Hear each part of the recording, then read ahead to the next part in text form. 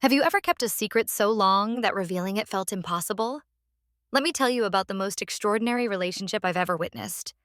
One that challenged everything I thought I knew about love, trust, and the courage it takes to truly know someone. My name is Sarah, and I want to share with you the story of my best friend Michael and the woman who changed his life in ways none of us could have imagined. It started on a warm September evening in downtown Chicago, at one of those rooftop parties where the city lights compete with the stars and everyone pretends they're more sophisticated than they really are. Michael had been dragged there by his coworker Danny, who insisted he needed to get out more after spending the entire summer buried in work projects. Michael wasn't much of a party person, you see. He was the kind of guy who color-coded his calendar and alphabetized his bookshelf, someone who found comfort in knowing exactly what to expect. But that night, something made him stay longer than usual. Maybe it was the perfect breeze coming off Lake Michigan, or maybe it was the woman in the emerald green dress who caught his eye from across the crowded terrace. She was laughing at something her friend had said, throwing her head back in a way that seemed completely unselfconscious, like she'd forgotten anyone might be watching. Her auburn hair caught the light from the string lights overhead, and when she turned and their eyes met across the crowd, Michael felt something shift in his chest. He'd later tell me it was like the noise of the party faded away, leaving just the two of them in their own bubble of possibility. Being Michael, he spent the next 20 minutes working up the courage to approach her, rehearsing opening lines in his head and immediately discarding them as too cheesy or too boring. But before he could make his move, she appeared at his elbow, holding 2 glasses of champagne. "You look like you could use one of these," she said, her voice warm with amusement. "I'm betting you've been standing here trying to figure out the perfect thing to say." The accuracy of her observation made him laugh, breaking through his nervousness. They talked for hours that night, moving from the crowded terrace to a quieter corner where they could actually hear each other speak. She told him about her work as a graphic designer, how she loved creating beauty from blank spaces. He shared his passion for architecture, the way buildings could tell stories without words. The conversation flowed like they'd known each other for years rather than hours. When the party started winding down around 2 in the morning, she pulled out her phone and handed it to him. "Put your number in," she said simply. "I'd like to see you again." Michael typed in his information, his fingers slightly unsteady from the champagne and the surreal feeling that this beautiful, fascinating woman actually wanted to stay in touch. When he handed the phone back, she smiled and saved his contact, but he was too distracted by that smile to notice that she never offered her name in return. The next morning, Michael woke up to a text from an unknown number. It simply said, "Last night was lovely. Coffee Tuesday?" He saved her number immediately, but as his thumb hovered over the name field, he realized with a jolt of embarrassment that he had no idea what to type. The entire night, through hours of conversation, she'd somehow never mentioned her name, and he'd been too caught up in her stories and her laugh to ask. He saved her as Emerald Dress Girl, telling himself he'd fix it after their coffee date. But Tuesday came and went, and somehow her name never came up. She'd suggested a little cafe in Lincoln Park, arriving right on time with her hair pulled back in a messy bun and wearing jeans that made her look approachable in a way the party dress hadn't. They talked about the burrito by the time we were how is that? Every day that passes makes it worse, he admitted. Now I'm in too deep. The thing about Michael was that he genuinely cared about her. You could see it in the way his face lit up when he talked about their dates, how she'd introduced him to hole-in-the-wall restaurants he never would have found on his own, or how she had this way of seeing the world that made everything seem more interesting. He told me about the time they went to the Art Institute and she'd stood in front of a Monet for 20 minutes, tears streaming down her face, completely unashamed of her emotional response to beauty. But the name situation grew more complicated with each passing week. He tried everything he could think of, approaching the problem like one of his architectural blueprints that needed solving. The coffee shop trick seemed brilliant in theory. They'd walk up to the counter together, and when the barista asked for a name, he'd hang back, pretending to check his phone. But she'd smile and say Jessica one day, Amanda the next, and Sophie the time after that. When he finally worked up the nerve to ask her about it, she laughed, this delightful tinkling sound that made him momentarily forget his frustration. "I don't like strangers yelling my real name across a crowded cafe," she explained, her eyes twinkling with mischief. "So I always give them something different. It's like being a secret agent, but for coffee." The explanation made a certain kind of sense, but it didn't solve his problem. If anything, it made things worse because now he knew she actively avoided using her real name in public. How was he supposed to find out what it was if she went to such lengths to keep it private? Weeks turned into months, and their relationship deepened in every way except this one crucial piece of information. She had a key to his apartment, knew about his complicated relationship with his father, and could order his favorite Thai food without asking what he wanted. He'd met her friends, been to her place countless times, and fallen completely in love with her. But her name remained as mysterious as that first night. The friend situation was particularly baffling. Everyone called her different things, like they were all in on some elaborate inside joke. Her college roommate called her Babe, her work friends used Hun, and her yoga instructor addressed her as Sweetheart. Once at a dinner party, Michael pulled aside her friend Lisa and casually asked, "So what's her actual name? I mean, everyone calls her something different." Lisa had laughed, touching his arm affectionately. "Oh, you're so funny," she'd said, then immediately changed the subject to ask about the appetizers. The deflection was so smooth, so practiced, that Michael wondered if Lisa even knew the truth herself. He started paying attention to every piece of mail at her apartment, but everything was addressed to current resident or valued customer. Her magazines came with address labels that just showed her apartment number. Even her electric bill, which he glimpsed on her counter once, was somehow paperless and connected to an account she claimed her father had set up years ago when she first moved in. The packages that arrived at her door never had names, just the apartment number. And when he asked about it, she explained she used some abbreviation when ordering online because her name was too long for most forms. The explanation sounded reasonable enough, but Michael couldn't shake the feeling that there was more to the story. I watched my best friend tie himself in knots over this mystery. He'd come over for movie nights at my place and spend half the time theorizing about why she might be hiding her name. Was she in witness protection? Was she secretly famous? Did she have some embarrassing name she hated? Each theory seemed more far-fetched than the last, but the truth remained stubbornly out of reach. The driver's license situation nearly broke him. They'd gone to a new cocktail bar in River North, the kind of place that cards everyone regardless of age. Michael pulled out his license automatically, but she touched the bouncer's arm and showed him something on her phone that made him nod and wave them through. The whole interaction took maybe 5 seconds, but Michael spent the rest of the night wondering what kind of ID existed only in digital form. "She must have one of those new digital licenses," Danny suggested when Michael told him about it. Several states had started pilot programs for phone-based identification, but when Michael looked into it, Illinois wasn't one of them. The mystery deepened. Around month 6, Michael decided to take a different approach. He suggested they take a vacation together, somewhere tropical where she'd need a passport. She'd gotten so excited pulling up websites for resorts in Costa Rica and making lists of beaches they could explore. But a few days later, her enthusiasm dimmed. "My passport expired," she said sadly, "and the renewal process is so backed up right now it could take months." When he offered to help with the paperwork, she claimed her birth certificate was at her parents' house in Minneapolis, and they were traveling through Europe for their retirement celebration. Unreachable for weeks. The excuse was elaborate enough to be either completely true or carefully constructed, and Michael couldn't tell which. The restaurant reservation trick failed just as spectacularly. He'd make bookings under his name, then pretend to second-guess himself at the host stand. "Actually, did you maybe put it under?" he'd say, gesturing to her. But she'd interrupt smoothly. "We're looking for a table for 2 under Michael Chen." And the moment would pass. It was like watching a magician deflect attention, so skilled you couldn't spot the sleight of hand. Her credit cards offered no help either. They all said valued member where a name should be, which she explained was a privacy protection her bank offered to certain customers. Her gym membership was linked to some corporate account from an old job. Even her laptop displayed only a cheerful sunshine emoji where most people would have their username. The yearbook incident nearly ended everything. She'd been in the shower one evening, and Michael noticed a stack of college yearbooks on her bookshelf. His hands shook slightly as he pulled one out, flipping through pages of fresh-faced students looking for her familiar features.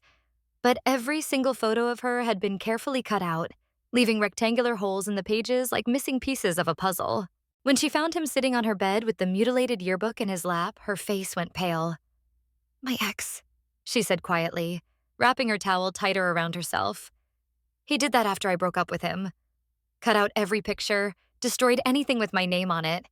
He was disturbed." The pain in her voice was real, and Michael immediately felt guilty for snooping. But it also raised more questions. If her ex had destroyed everything with her name, why hadn't she replaced any of it? Why live with the evidence of that destructive relationship instead of getting new copies of important documents?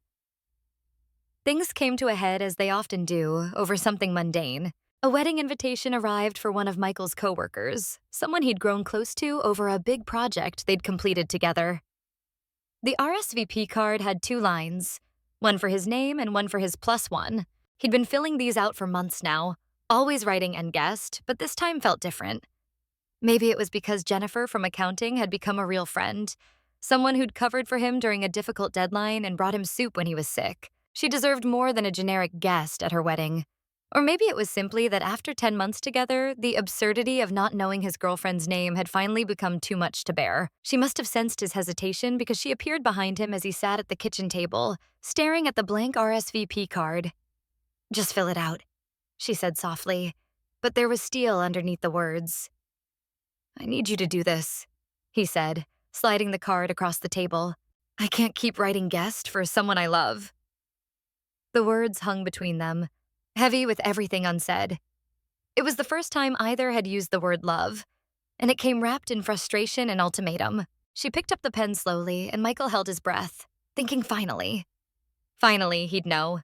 But instead, she wrote M on the line and set the pen down with a decisive click.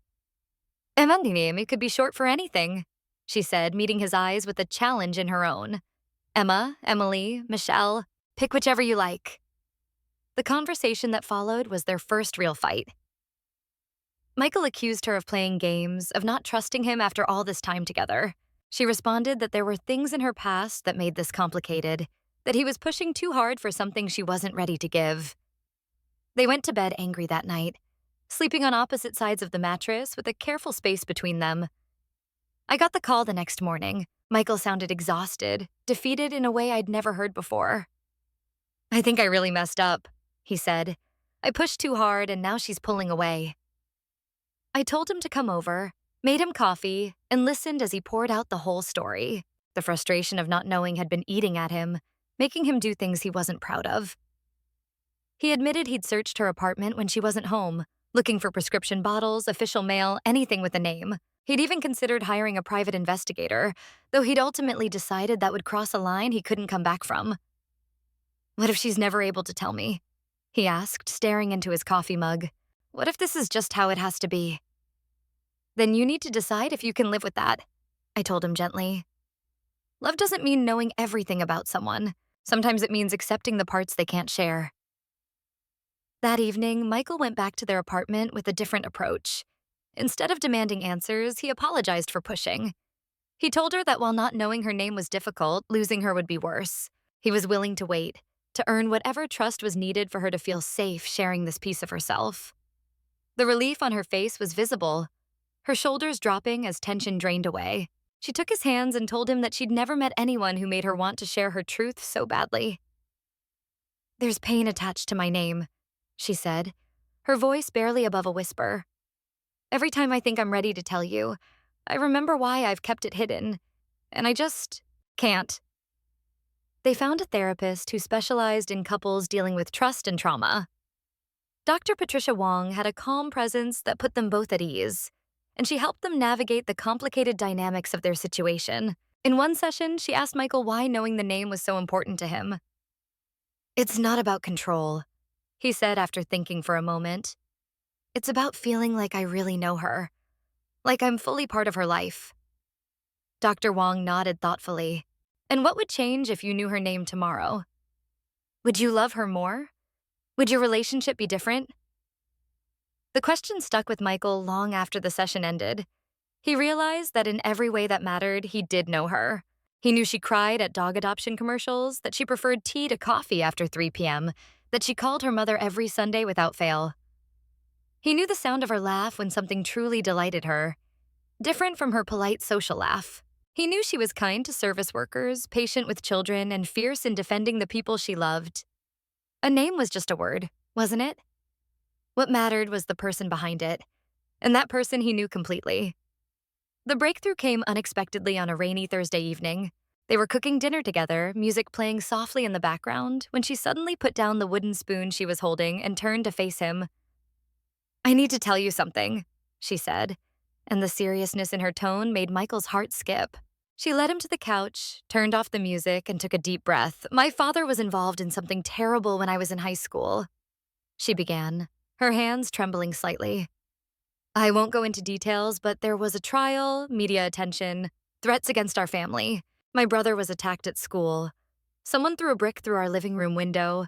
We had reporters camping outside our house, following my mother to work, trying to get pictures of us kids. Michael reached for her hand, but she pulled back, needing space to get through the story. The prosecutor said we might be in danger from my father's associates. We had to move 3 times in 2 years. I couldn't make friends because we never stayed anywhere long enough. Senior year was spent doing online school from an apartment where we weren't even allowed to put our names on the mailbox. Tears were flowing down her face now, but she pushed on. When I turned 18, the week after graduation, I legally changed my name. My mother and brother did the same. We all chose different last names, moved to different states. It was the only way to really start over, to have any chance at a normal life. The weight of what she'd carried alone all these years settled over the room like a heavy blanket. Michael felt ashamed of his frustration, his petty attempts at detective work in the face of such genuine trauma. I'm so sorry, he said, meaning it with every fiber of his being. I had no idea. She managed a watery smile. How could you? I've gotten very good at hiding it. But with you, God, Michael, with you, I want to be completely myself for the first time in over a decade. It terrifies me. Over the next hour, she told him more about those dark years, how she'd watched her mother age 10 years in 2, the stress etching lines on her face that never quite faded, how her little brother still flinched at unexpected noises, his childhood innocence another casualty of their father's choices, how she'd learned to be invisible, to deflect attention, to never leave traces of her identity anywhere. The coffee shop names, the digital ID, all of it, it's not a game, she explained. It's survival. It's habit so ingrained I don't even think about it anymore. Michael asked if she was still in danger, if that's why she maintained such strict privacy. She shook her head slowly. Probably not. It's been 12 years. But the fear never really goes away. Every time I see my name in writing, some part of me is 17 again, watching strangers spray paint horrible things on our garage. They sat in silence for a while, processing the weight of shared truth. Then, very quietly, she leaned close to his ear and whispered 3 syllables, foreign and beautiful, unlike any name he'd ever heard. That's what my parents called me, she said. That's who I was before everything changed. The name settled between them like a sacred thing, and Michael understood that hearing it was a privilege few had been granted. He promised to keep it safe, to never speak it aloud without her permission, to help guard this piece of her past that still had the power to hurt. Their relationship changed after that night, deepening in ways that had nothing to do with names and everything to do with trust. Michael found himself protective of her secret, deflecting questions from friends who wondered why he never used her name, creating elaborate workarounds for situations that required identification. He became her partner in maintaining privacy, but also in slowly, carefully reclaiming pieces of her identity. She started using just her first initial on food delivery apps. K, he noticed, though he never asked what it stood for. She let him see her take medication once, the prescription bottle's label carefully obscured, but the act itself a sign of growing trust. The wedding they'd RSVP'd to came and went, with the place card simply reading, Guest of Michael Chen. But nobody cared or commented, too busy celebrating love to worry about the specifics of a name. She wore a deep blue dress that complemented her eyes, and they danced to every slow song, lost in their own world. Jennifer, the bride, pulled Michael aside during the reception. She's wonderful, she said, beaming with bridal joy. You can just see how much you two love each other. And she was right. Love was evident in the way they moved together, the private smiles they shared, the gentle touches that spoke of intimacy beyond words. A name was just sounds strung together, but what they had was real and solid and worth protecting. Months passed, and they settled into rhythms that worked for them. In the privacy of their apartments, with doors locked and curtains drawn, he could whisper her true name like a prayer. Everywhere else, she was simply his love, his partner, the woman who'd taught him that knowing someone had nothing to do with the information on their driver's license. She met his parents, who called her dear, and welcomed her warmly without needing a name to love her. His mother pulled him aside after their first dinner together and said, "She's special, Michael. Don't let her go." The approval meant everything, especially because his parents had no idea about the complexity they navigated daily. Her mother called every Sunday, and Michael learned to recognize the cadence of their conversations even though he couldn't understand the language they sometimes slipped into. Her mother called her something that sounded like music, all flowing vowels and soft consonants. When they spoke English, it was all sweetheart and my darling girl, names that carried love without revealing identity. There were still challenges, moments when the weight of secrecy pressed heavy on both of them. The time they were almost in a car accident and the police officer needed her information for the report. She handled it with practiced calm, providing what was needed while Michael's heart raced, not from the near miss, but from protective instinct. For the afternoon, they ran into his college roommate at a farmer's market, and Michael watched her deflect personal questions with the skill of someone who'd been doing it for years. "Sorry, I didn't catch your name," David had said, extending his hand. "Oh, names are so formal," she'd replied with a bright smile, shaking his hand firmly. "Just call me M." David had looked confused but rolled with it, and later Michael heard him telling his wife, "Mike's dating some mysterious woman who goes by a letter, like she's in a spy novel or something." The description wasn't entirely wrong. The therapy sessions with Dr. Wong continued, becoming a safe space to work through not just the name issue, but the deeper impacts of trauma on their relationship. She helped them develop strategies for handling social situations, ways to honor both safety and connection. "Trauma rewires the brain, doctor," Wong explained during one session. "The hypervigilance that kept you safe during dangerous times doesn't just switch off when the danger passes. It takes time, patience, and often professional help to recalibrate what safety means." They worked on building new associations with identity, ways for her to reclaim pieces of herself without triggering old fears. Small steps, like signing up for a pottery class using her first initial and last name, felt like enormous victories. The instructor called her Ms. K, and she glowed with the simple pleasure of having an identity that was both real and safe. Michael's role evolved from frustrated detective to protective partner. He learned to read her signals, to know when a situation was becoming too much and she needed an exit strategy. He became fluent in the language of trauma responses, recognizing the subtle tension in her shoulders when someone pressed too hard for personal information, the way her laugh became brittle when she felt cornered. Together, they developed a system of subtle signals for social situations. A touch on the elbow meant, "Help me redirect this conversation." 2 squeezes of the hand meant, "I need to leave soon."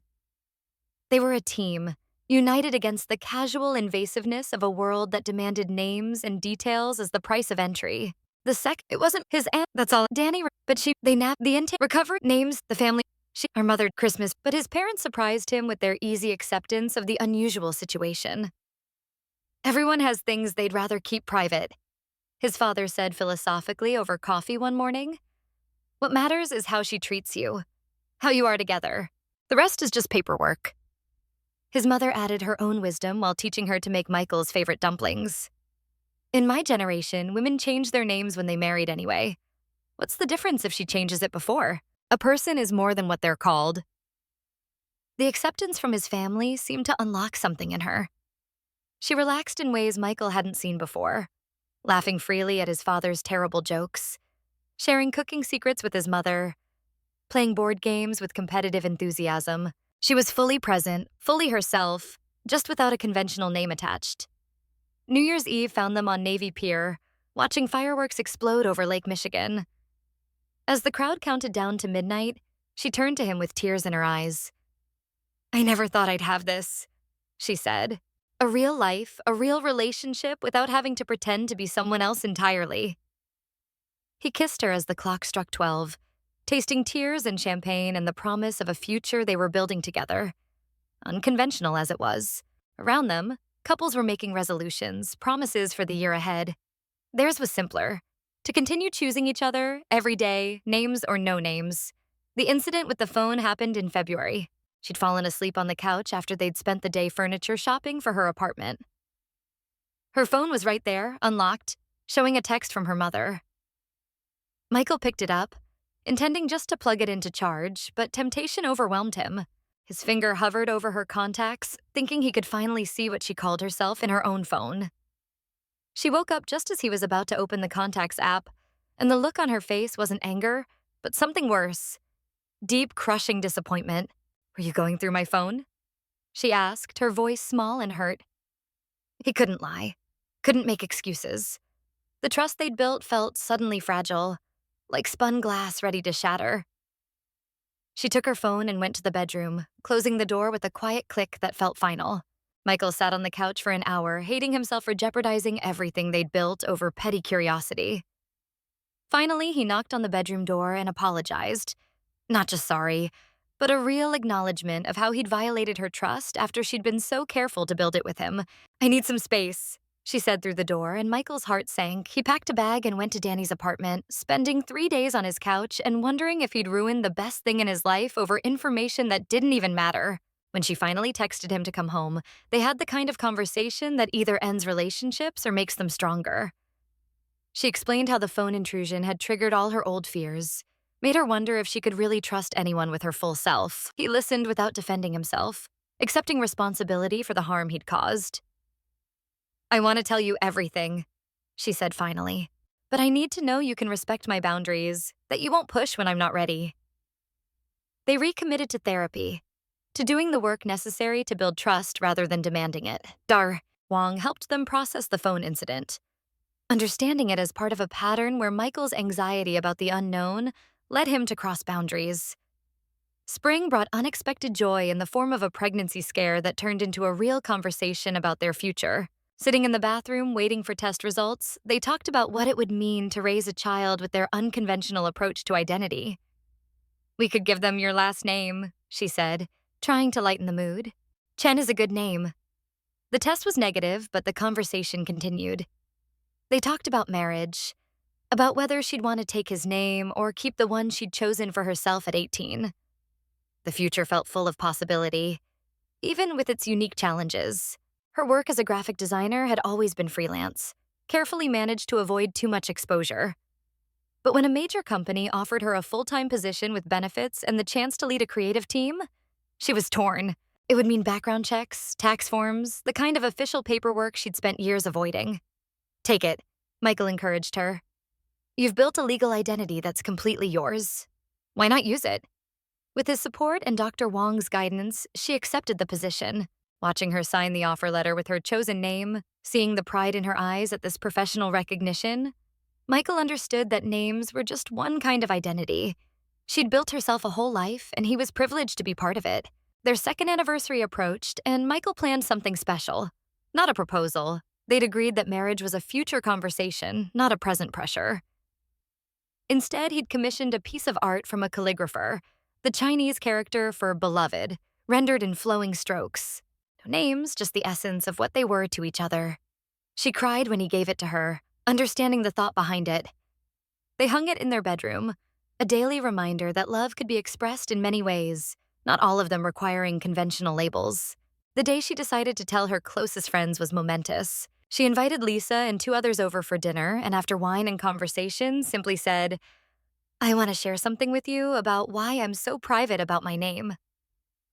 The story came out in pieces, with Michael there for support, holding her hand when the words became difficult. Her friends responded with love and fierce protectiveness, immediately understanding why she'd been so careful all these years. "We've got your back," Lisa said firmly. "Whatever you need us to call you, wherever you need us to deflect, we're here." Having a small circle who knew the truth changed things. It meant she could relax more in social situations, knowing there were others besides Michael who would help maintain her privacy. The burden of secrecy became lighter when shared among trusted friends. Summer brought another wedding, this time for Lisa. As maid of honor, she'd have a visible role, her face in photos that would be shared widely on social media. They discussed strategies with Dr. Ong for managing the anxiety this triggered. In the end, she decided to embrace it. Her first name only on the programs, careful angles in photos, but present and participating fully in her friends' joy. The wedding was beautiful, and her maid of honor speech brought the room to tears. She spoke about friendship, about the people who see us fully and love us anyway, who guard our secrets and celebrate our joys. Everyone assumed she was talking about Lisa, but Michael knew the words were also about their own journey. By their 3rd anniversary, the rhythm of their life had settled into something sustainable. The initial mystery had transformed into simply how they operated. Friends knew not to push for a name. Restaurants knew them as regulars without needing reservations under anyone specific. Their life was full and rich and real, just different from the conventional path. The call about her father came on a Tuesday afternoon. He'd died in prison, a heart attack in his cell. She sat with the news for hours before telling Michael, processing complex emotions about a man who'd been absent from her life for 15 years, but whose choices still shaped her daily existence. "I thought I'd feel free," she said that night, curled against his chest. "But I just feel empty, like I've been running from a ghost. And now the ghost is gone, but I'm still running." They flew to Minneapolis for the funeral, a small affair attended mostly by lawyers and a few distant relatives. Her mother looked older, worn by years of managing the aftermath of her ex-husband's crimes. Her brother stood stiff and uncomfortable in an ill-fitting suit. The three of them looked like strangers who happened to share features, their chosen distance a survival mechanism that had become habit. Afterward, at a quiet restaurant, her mother said something that surprised them all. "Maybe it's time to stop hiding. He's gone. The people he was involved with have moved on. You could reclaim your names if you wanted." The silence that followed was heavy with possibility and fear. Her brother shook his head immediately. "I've built a life as who I am now. I don't want to go backward." She squeezed Michael's hand under the table, drawing strength from his presence. "I'll think about it," she said finally, and her mother nodded, understanding that 15 years of careful hiding couldn't be undone in a moment of grief and possibility. The plane ride home was quiet, both of them lost in thought. Finally, she said, "Would it change things? If I suddenly had a normal name you could use everywhere?" Michael considered the question seriously.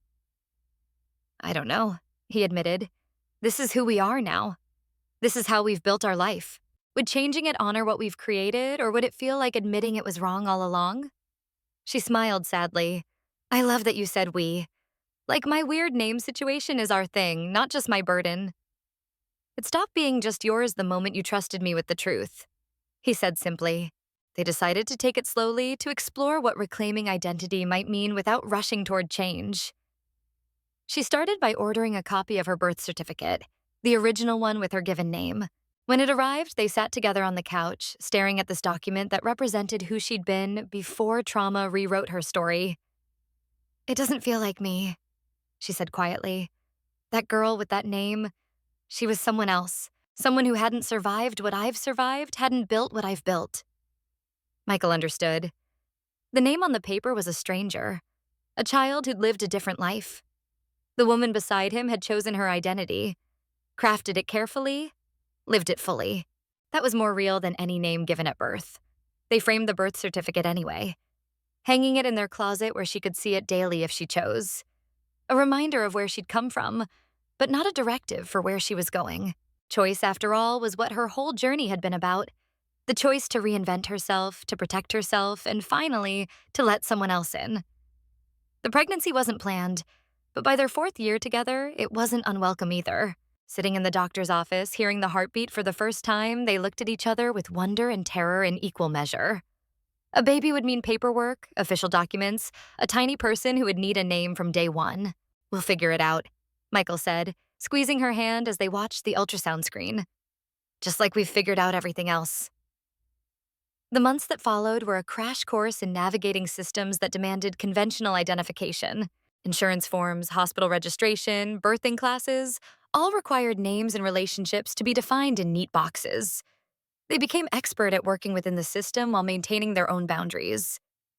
Her pregnancy glow was matched by a new confidence. Maybe it was hormones.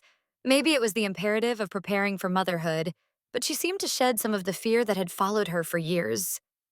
She registered for birthing classes using her chosen name without hesitation. She introduced herself to other expecting mothers at prenatal yoga with a smile that didn't carry the weight of secrets.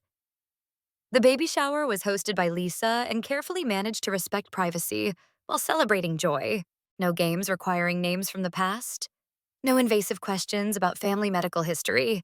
Just friends gathering to welcome a new life into their unconventional but loving circle. Michael's parents flew in for the shower, his mother immediately taking charge of food preparation. "Baby doesn't care what anyone is called," she said pragmatically while arranging dumplings on a platter.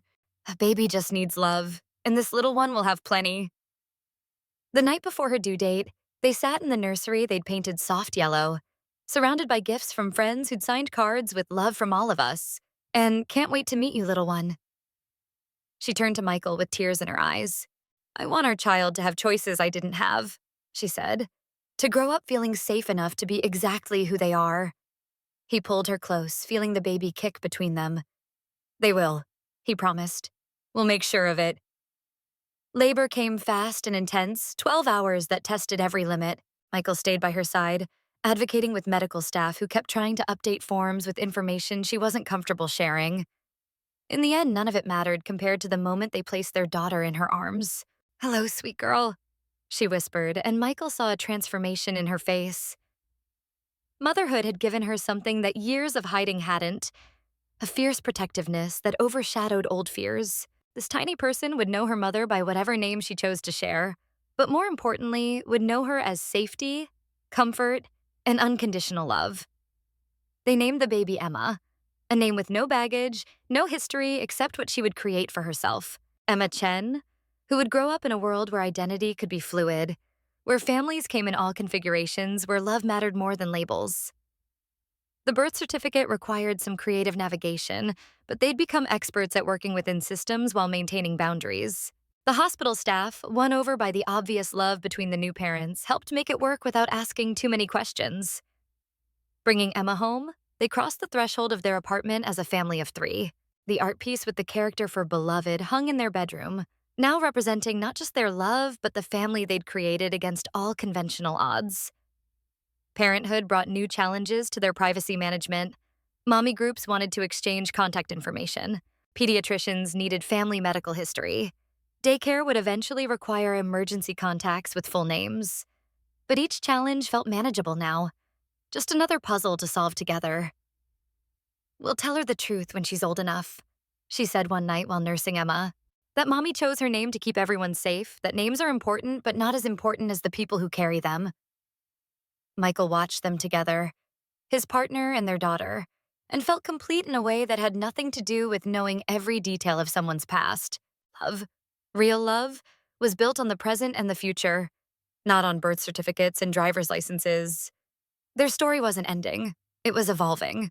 Emma would grow up calling her mother Mama, would know her grandparents as Nana and Papa, would be surrounded by aunts and uncles who were chosen family. She would learn that identity was something you created, not just something given to you at birth.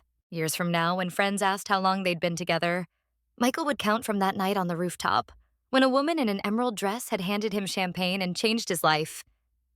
He never did fix her contact name in his phone. Even now, with their daughter asleep between them and their life fully intertwined, she was still saved as Emerald Dress Girl. Some mysteries, after all, were worth keeping. But this isn't where their story ends. Not really. Let me tell you what happened next. Because life has a way of continuing to surprise us, even when we think we found our rhythm. Emma was 6 months old when the letter arrived. It came to her work address, forwarded from an old employer, bearing a law firm's return address that made her hands shake as she opened it. Michael was giving Emma her evening bottle when she walked into the nursery, holding the letter like it might explode. It's from my father's estate lawyer, she said, her voice barely audible over Emma's contented gurgling. Apparently he left me something. The irony wasn't lost on either of them. The man whose actions had forced her to erase her identity had tried to leave her an inheritance. The lawyer's letter was carefully worded, acknowledging the complicated family dynamics and offering to handle everything through intermediaries if she preferred. What he'd left her wasn't money. It was a safety deposit box containing letters he'd written during his years in prison, letters to the daughter he'd driven away, apologies that could never undo the damage, explanations that didn't excuse but tried to contextualize his choices. They sat together on the nursery floor, Emma playing with her toes between them, as she read excerpts aloud. Her voice cracked on certain passages, especially the ones where he described watching news coverage of the trial and seeing his children's faces, understanding too late what he'd stolen from them. Not just their names, but their innocence, their ability to trust the world. He says he tried to find me, she whispered, tears streaming down her face. But of course he couldn't. I'd made sure of that. Michael held her while she cried, Emma reaching up to pat her mother's wet cheeks with chubby fingers, offering comfort in the pure way only babies can. They burned the letters that night in their fireplace, watching years of guilt and justification turn to ash. But something shifted in her after that, a loosening of the tight grip she'd kept on her fear. The changes came slowly at first. She started a blog about graphic design under her first initial, building a professional presence that felt both authentic and safe. She joined a mother's group at the local library, introducing herself with her chosen name and feeling the power of claiming space in the world. Emma's first birthday arrived with all the fanfare such milestones deserve. They rented a pavilion in the park, invited what had become their extended chosen family, and watched their daughter smash cake into her hair with delightful abandon. Lisa made a speech about watching her best friend bloom into motherhood, and there wasn't a dry eye in the pavilion. But it was Michael's mother who provided the moment that would stay with them forever. She stood up, tapping her fork against her glass for attention, and spoke in her accented English about names and identity. "In China," she said, "we have many names. Birth name, school name, professional name. My own mother called me one thing, my teacher's another, my husband something else entirely. A person is like a jewel with many facets. Each name shows a different face, but the light inside remains the same." She looked directly at her daughter-in-law then, this woman whose name she'd never spoken, but whom she'd embraced completely. "You shine so brightly, my dear. What we call you matters less than the light you bring to my son's life, to Emma's life, to all our lives." Later, as they cleaned up paper plates and deflated balloons, she pulled Michael's mother aside. "Thank you," she said simply, "for seeing me." "Names are just sounds," his mother replied, patting her cheek gently. "I see your heart. That tells me everything." Emma took her first steps 3 weeks later, toddling between her parents with determination that reminded Michael of her mother. They caught it on video, both of them calling encouragement, their voices full of joy and pride.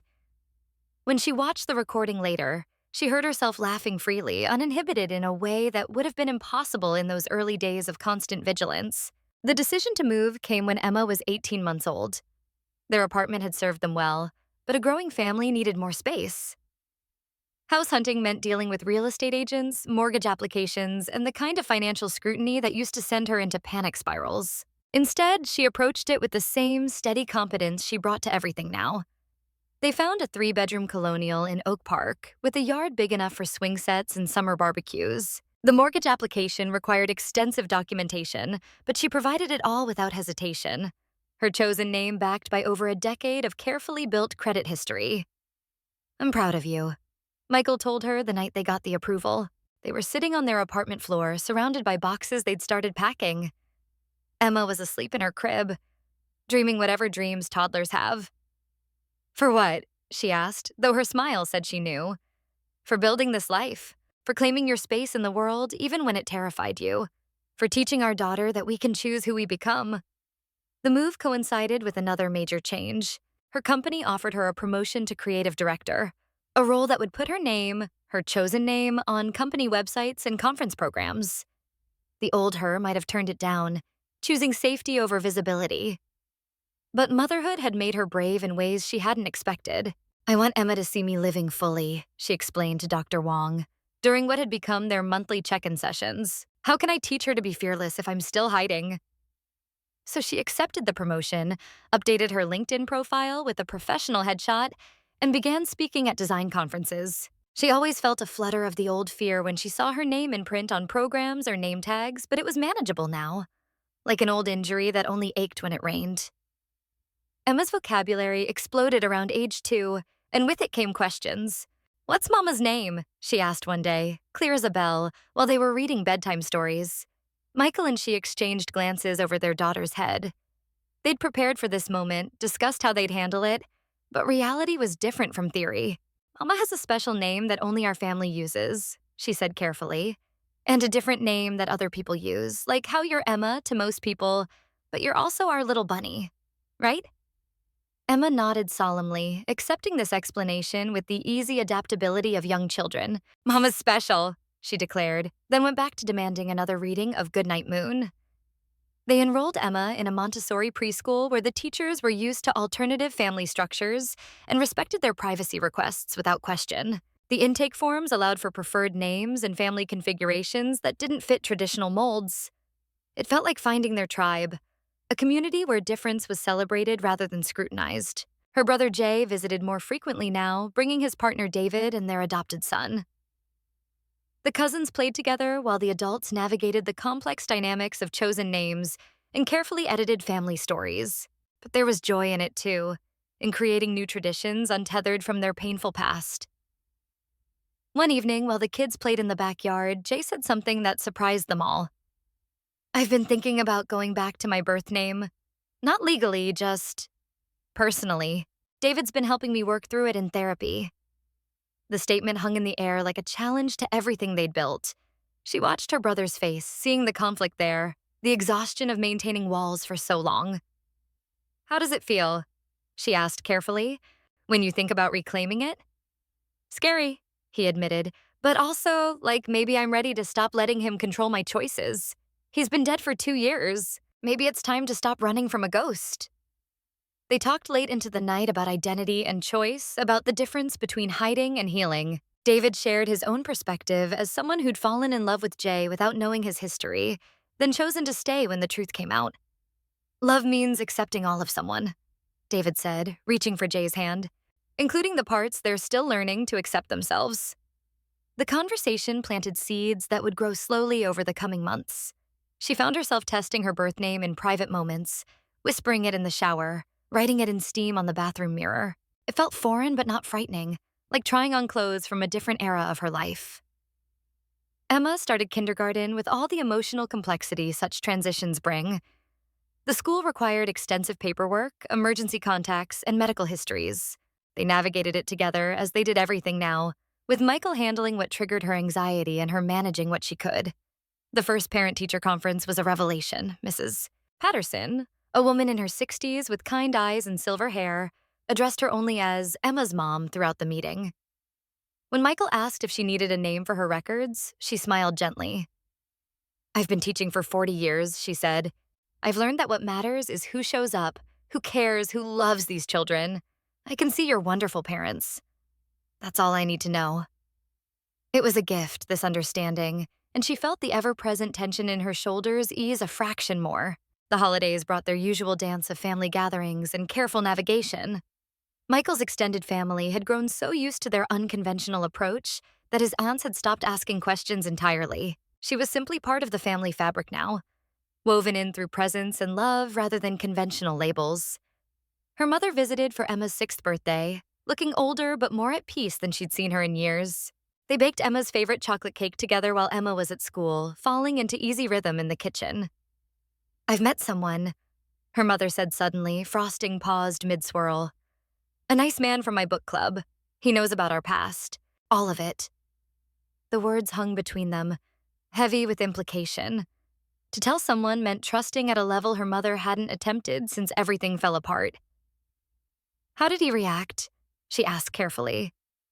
"He said everyone deserves a second chance at happiness, that the past is only part of our story, not the whole book." Her mother's smile was girlish, hopeful in a way that made her look years younger. "He calls me by my real name. It's been so long since anyone. It feels like coming home." They hugged in the kitchen, flour transferring between them, two women who'd survived the unsurvivable and found their way to something resembling peace. The birthday party was a joyful chaos of first graders high on sugar and possibility. Emma, dressed as a princess astronaut veterinarian, she couldn't choose just one, opened presents with enthusiasm that made every gift giver feel like they'd chosen perfectly. During cake time, Emma stood on her chair and announced, "I want to make a speech." The room quieted, amused by this serious 6-year-old with chocolate frosting on her nose. "Thank you for coming to my birthday," Emma said formally. "I love my mama and daddy and all my friends and family." She paused dramatically. "And I love that everyone is different and special, and that's what makes the world beautiful." The profundity of children, delivered with such earnestness, brought tears to adult eyes around the room. She pulled Emma close, this child who was teaching her daily about courage and authenticity. That night, after guests had gone and Emma was asleep, she and Michael sat on their porch swing, watching fireflies dance in their suburban yard. The life they'd built stretched around them, the home with their names, chosen and given, on the deed. the garden she'd planted with her own hands, the neighborhood where they were known and welcomed. "I've been thinking," she said, breaking the comfortable silence, "about what Emma said today, about everyone being different and special." Michael waited, knowing by now when she needed space to find her words. "Maybe it's time," she continued, "not to go back to who I was, but to integrate all the parts of who I am, to stop seeing my past name and my chosen name as either or, and start seeing them as both and." It was a radical shift in thinking, one that would have been impossible in those early days of raw survival. But time and therapy and love had done their work. The scared 17-year-old who'd changed her name to escape was still part of her. But so was the woman who'd built a career, found love, and raised a child. They started small. She told Michael her birth name again, but this time in daylight, in their living room, with Emma's artwork covering the walls. He practiced saying it, rolling the unfamiliar syllables around his mouth until they felt natural. She didn't flinch hearing it spoken aloud, a victory in itself. Next came Jay, during a video call where both their families were present. The brothers had decided to do this together, reclaiming their names as an act of defiance against the man who'd made them necessary to hide. They counted down 3, 2, 1, then spoke their birth names simultaneously, laughing at the absurdity and profundity of the moment. "It's like meeting you all over again," David said to Jay, and she understood exactly what he meant. These names were both who they'd always been and who they were becoming. The integration wasn't about legal changes or public declarations. It was smaller and more personal than that. It was allowing herself to have a history that included both trauma and triumph. It was teaching Emma that families could hold multiple truths simultaneously. It was Michael being able to whisper either name in private moments and having both feel equally true. Her company's annual conference approached, where she was scheduled to give a keynote about authentic design. The irony of speaking about authenticity while carefully managing her own identity wasn't lost on her. But as she prepared her presentation, she realized that her journey was actually the perfect example of what she wanted to convey. The night before the conference, she made a decision, not to reveal everything, some stories weren't meant for public consumption, but to acknowledge that authenticity didn't mean complete transparency, that we all curate our public selves, choosing what to reveal and what to protect. Standing before 300 designers and developers, she spoke about the masks we wear and the selves we construct. She talked about design as an act of intentional creation, whether of websites or identities. She shared, without specifics, that she'd had to rebuild herself from scratch, and that the process had taught her that authenticity wasn't about revealing everything, but about being intentional with what you choose to show. The standing ovation that followed felt like absolution. Emma discovered the concept of family trees in first grade, coming home with an assignment that would have once sent her mother into a spiral. Instead, they sat together at the kitchen table, creating a tree that honored both truth and privacy. "Some branches are private family business," she explained to Emma, who nodded seriously. "But that doesn't make them less real or important." They drew a tree with roots that went deep but stayed mysteriously unlabeled. Branches that reached toward the sky with the names Emma knew. Mama, Daddy, Grandma, Papa, Uncle Jay, chosen aunts and uncles who were family by love rather than blood. It was unconventional. But their teacher, Mrs. Patterson, hung it prominently on the classroom wall, a celebration of families in all their forms. The call came on a Tuesday, because life-changing calls always seem to come on ordinary days. A documentary filmmaker working on a piece about families affected by white-collar crime had tracked down her mother, wanting to interview family members about the long-term impacts of public scandal. Her first instinct was immediate refusal, but the filmmaker's approach was sensitive, focusing on healing and resilience rather than sensationalism. She promised complete anonymity for anyone who wanted it. Faces in shadow, voices altered, names changed. "It's your story to tell or not tell," Michael said that night as they discussed it. "But maybe there's power in controlling the narrative for once." She thought about other families going through what they'd experienced, the isolation of having your life exploded by someone else's choices. Maybe sharing their story, even partially, could help someone else navigating the impossible balance between safety and authenticity. In the end, she agreed to participate, but on her terms. The interview took place in a neutral location, her face obscured, her voice altered just enough to be unrecognizable. But her words were her own, talking about the journey from victim to survivor to someone who refused to be defined by either label. "We think of identity as fixed," she told the interviewer, "but it's actually fluid. We're all constantly choosing who to be, how to present ourselves, what parts of our story to share. My family's situation was extreme, but everyone manages multiple identities: the parent and the professional, the public face and the private self. The difference is, we had to be very intentional about it. The documentary aired 6 months later to critical acclaim. She watched it with Michael and Emma, who was more interested in her tablet than the TV, feeling strange to hear her altered voice telling their story. But there was power in it too, in taking control of a narrative that had controlled them for so long. Emma was 7 when she asked the question they'd been preparing for since her birth. They were driving home from swim lessons, Emma still damp and chlorine-scented in her booster seat, when she said, "Why doesn't Mama like people to know her name?" The prepared speeches fell away, and she found herself speaking from the heart. Sometimes, Bunny, people have to keep parts of themselves private to stay safe. Like how we don't tell strangers where we live or give out our phone number to people we don't know well. But we're not strangers, Emma protested with 7-year-old logic. We're friends with lots of people. You're right, she agreed, meeting Emma's eyes in the rearview mirror. And Mama is getting better at sharing more of herself with our friends. It's a process, like learning to swim. First, you're scared of the water, then you learn to float, then to swim, and maybe someday to dive. Are you still learning to swim? Emma asked. Every day, baby, every day. The metaphor stuck, becoming family shorthand for the ongoing process of opening up. I'm practicing my backstroke, she'd say after successfully introducing herself at a school function. Working on my butterfly. When she submitted an article to a design magazine under her byline. Their 10th anniversary approached with Michael determined to mark the milestone meaningfully. He'd learned over the years that traditional romantic gestures often fell flat against the unique rhythms of their life. Instead, he planned something that honored who they were, rather than who they were supposed to be. The surprise was a weekend away at a cabin in Wisconsin. Just the two of them while Emma stayed with his parents. But it wasn't just any cabin. It was the same resort where she'd first told him her full story, where she'd whispered her name in the dark and trusted him to keep it safe. They hiked the same trails, now a decade older and infinitely more intertwined. They sat by the same lake where she'd once cried about her father's letters, but this time the tears were for how far they'd come. Did you ever think we'd make it? She asked, leaning against his shoulder as the sun set over the water. Honestly, there were moments I wasn't sure, he admitted. Not because I didn't love you, but because I didn't know if love was enough to bridge such different needs for privacy and transparency. What changed? I stopped thinking of it as different needs and started seeing it as different expressions of the same need.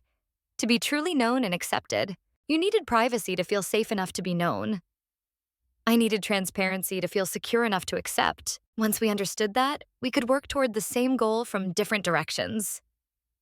That night, in the same cabin where she'd first shared her truth, she did something that would have been unthinkable 10 years earlier. She wrote her birth name on the dusty window, watching it fade as their breath fogged the glass. Then she wrote her chosen name beside it, and finally, drew a heart encompassing both. Both and, she said softly. And Michael understood it was a declaration of integration, of refusing to split herself into before and after, real and constructed. She was all of it. Had always been all of it, even when survival required emphasizing some parts and hiding others. Emma entered 3rd grade with the confidence of a child who'd never known conditional acceptance. She played with friends whose families spoke different languages, celebrated different holidays, configured themselves in endless variations of love.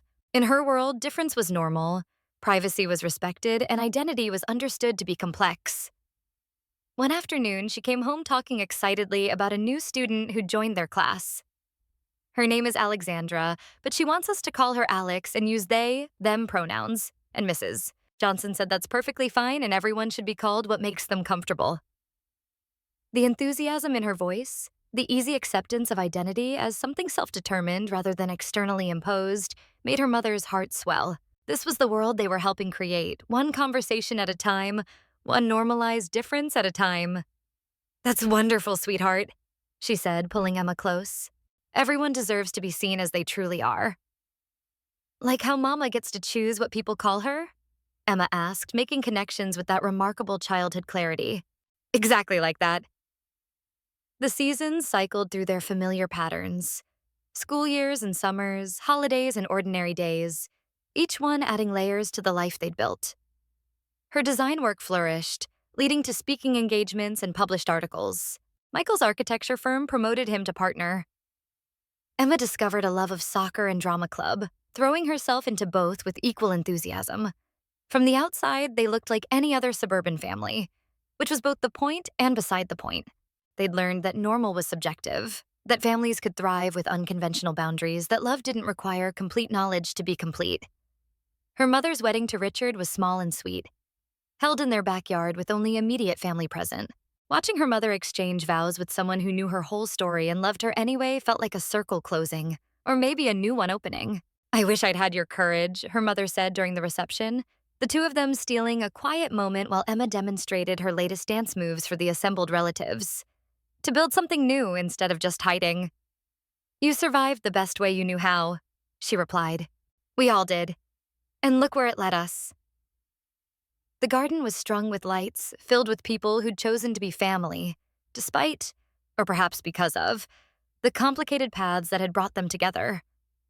Jay and David were teaching Emma and their son some elaborate handshake. Michael was something not because she was all, "Mama." He smiled that particular smile that had first undone her at a rooftop party a lifetime ago, when she'd been wearing an emerald dress and he'd been too nervous to approach. Now here they were, a decade into a love story that had required rewriting every rule they'd thought they knew about relationships. He still had her saved in his phone as Emerald Dress Girl, she'd discovered recently. And the romanticism of it had made her cry. Because that's what love was, wasn't it? Not the complete knowledge of another person, but the willingness to accept mystery as part of the package. To build a life that honored both revelation and concealment. To find the sacred in the spaces between what was shared and what was protected. As the music played and her daughter laughed and her mother danced with her new husband, she understood that this was what healing looked like. Not a return to who she'd been before trauma rewrote her story, but an integration of all herselves into something new and whole and imperfectly perfect. The girl who'd had to disappear and the woman who'd chosen to selectively reappear were the same person, just seen from different angles. Like light through a prism, breaking apart and coming back together, creating rainbows in the process. And perhaps that was the most profound truth of all, that we are not our names or our histories or our traumas or our choices, but the ineffable something that persists through all transformations. The light that shines regardless of what we're called, finding its way through whatever cracks we allow, illuminating love wherever it's brave enough to grow. The party continued late into the evening, this gathering of souls who'd found each other across the distances trauma creates. Tomorrow would bring its own challenges, its own negotiations between safety and openness. Emma would grow older and ask harder questions. The world would continue to demand names and histories and explanations they weren't always willing to give. But tonight, in this backyard strung with lights, surrounded by the family they'd chosen and who'd chosen them in return, she was simply herself. All her names and none of them. All her stories and the spaces between them. Dancing with her daughter while her husband watched with eyes full of love that had never needed a name to be real. And that, dear friends, was everything.